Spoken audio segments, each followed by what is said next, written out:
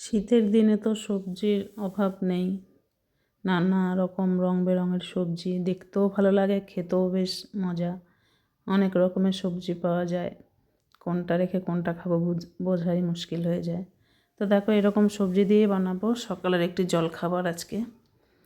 তো বানাবো একটু ডালিয়া, সবজিগুলো ভেজে নিয়েছি। ডালিয়া আর মুগ ডালটাকে ধুয়ে, ডালিয়াটা আর মুগ ডালটা আমি একটু ভেজে নেব।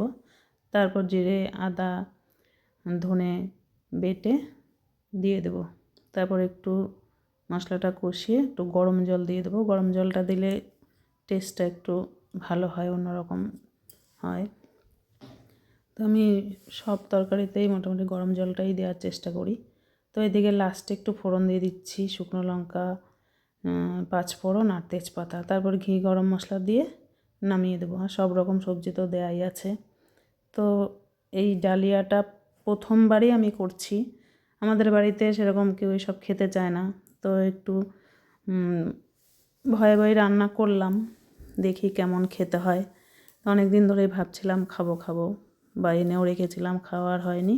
তো দেখো, রেডি হয়ে গেছে, সবাই খেয়ে বেশ ভালোই বলেছে। সঙ্গে একটু ভাজাভুজি করে নিয়েছি। তো আজকের ভিডিও এই পর্যন্ত।